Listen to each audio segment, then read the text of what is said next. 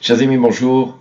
Cours numéro 173 sur les lois de la médisance. Alors effectivement, ça fait déjà un petit moment que l'on ne s'est pas revu. Il reste en fait 4 cours avant la fin de tout le Sefer du Chafetz Chaim sur les lois de la médisance. Ce sont des jours propices pour effectivement faire un bilan de conscience avant Kippour, pour essayer de faire une rétrospection et surtout de faire une chazara, un retour sur les cours que l'on a vus.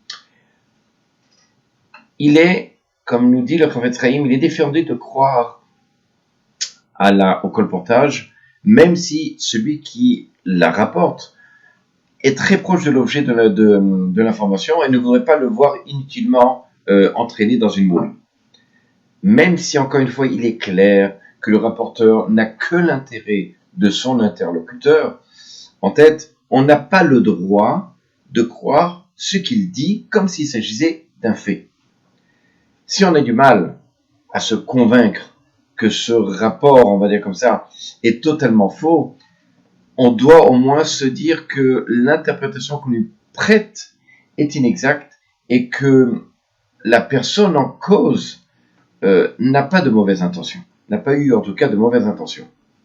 On l'a vu précédemment dans les cours que si c'est dans un but pour éviter, on va dire comme ça, un préjudice, que l'information est rapportée, dans ce cas, pour se protéger dans un certain sens, alors effectivement, on essaiera de penser qu'il y a une part de vrai dans ça. Alors, tous les juifs désirent accomplir la volonté d'Hachem. C'est en fait la méconnaissance de la halakha, de la loi, le manque, on va dire comme ça, de sérieux accordé à la chose, à ces lois, et le découragement, on va dire comme ça, prématuré, qui font que la shmirat halashon, c'est-à-dire se préserver de la médisance, est négligée. Toutes les lois qui concernent la médisance est un peu négligée, soit un peu négligée. Mais quiconque s'efforce d'encourager ses amis, ses frères, dans ce domaine, verra sûrement sa peine couronnée de succès et leur fera gagner des mérites. C'est pour ça que je vous conseille d'ailleurs de transmettre ces cours-là à d'autres personnes pour que vous ayez, Bezrat Hashem, du mérite vous aussi, pas simplement le fait d'écouter, d'essayer de travailler sur ça, mais aussi de pouvoir faire profiter d'autres personnes. Alors, dans Bereshit, il est écrit comme ça, vous voyez le grand salaire de celui qui encourage son prochain à s'amender, et on l'apprend d'où? On l'apprend justement du verset dans Bereshit. Là-bas, c'est écrit dans le chapitre 14, et Malki Tzedek, c'est le nom donc d'un roi de Shalem, apporta du pain et du vin.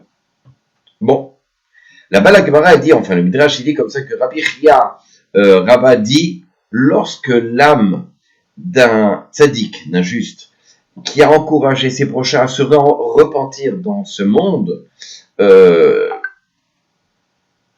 et il quitte ce monde, d'accord? Il y a l'ange Michael. Qu'est-ce qu'il fait l'ange Michael?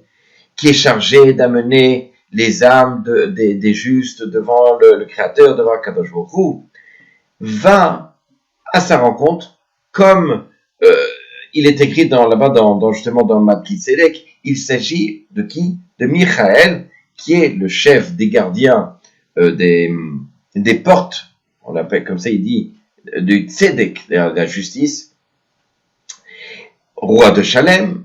Alors, il s'agit en fait de qui? Là, de Yerushalem. Tout ça, ce sont des allusions entre l'ange et Yerushalem. Si Yerushalem, on parle de Jérusalem d'en haut. Lorsque c'est écrit apporta du pain et du vin, c'est pour dire qu'en fait, il s'agit, c'est en allant à la rencontre finalement du juste, du tzaddik, pour lui souhaiter la bienvenue et lui dire que la paix soit sur toi, comme ça c'est rapporté dans le Zohar.